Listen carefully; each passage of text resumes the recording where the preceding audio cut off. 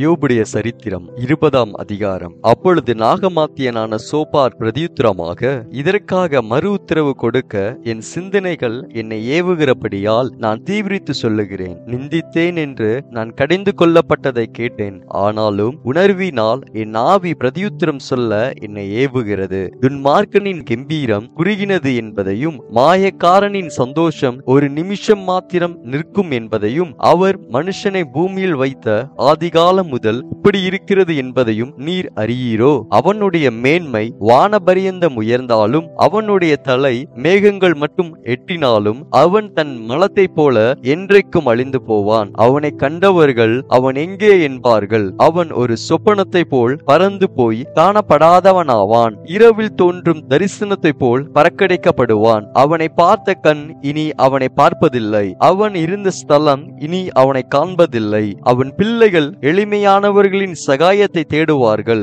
அவன் பறித்ததை அவன் கைகள் திரும்ப கொடுக்க வேண்டியதாகும். அவன் எலும்புகள் அவனுடைய வாழ வயதின் பாவங்களினால் நிறைந்திருந்து அவனோடு கூட மண்ணிலே படுத்துக் கொள்ளும். பொல்லாப்பு அவன் வாயிலே இனிமையாய் இருப்பதால் அவன் அதை தன் நாவின் கீழ் அடக்கி அதை விடாமல் பதனம் பண்ணி தன் வாய்க்குள்ளே வைத்துக் கொண்டிருந்தாலும் அவன் போஜனம் அவன் குடல்களில் மாறி அவனுக்குள் விரியன் பாம்புகளின் பிச்சாய் போகும். அவன் விழுங்கின ஆஸ்தியை கக்குவான். தேவன் அதை அவன் வயிற்றிலிருந்து வெளியே தள்ளிவிடுவார். அவன் விரியன் பாம்புகளின் விஷத்தை உறிஞ்சுவான். விரியனின் நாக்கு அவனை கொல்லும். தேனும் நெய்யும் ஓடும் வாய்க்கால்களையும் ஆறுகளையும் அவன் காண்பதில்லை. தான் பிரயாசப்பட்டு தேடினதை அவன் விழுங்காமல் திரும்ப கொடுப்பான். அவன் திரும்ப கொடுக்கிறது அவன் ஆஸ்திக்கு சரியாயிருக்கும். அவன் களி கூறாதிருப்பான். அவன் ஒடுக்கி ஏழைகளை கைவிட்டு தான் கட்டாத வீட்டை பறித்தபடியினாலும் தன் வயிறு திருப்தியற்றிருந்தபடியினாலும் அவன் இச்சித்த காரியங்களில் அவனுக்கு ஒன்றும் இருப்பதில்லை. அவன் போஜனத்தில் ஒன்று மீதியாவதில்லை.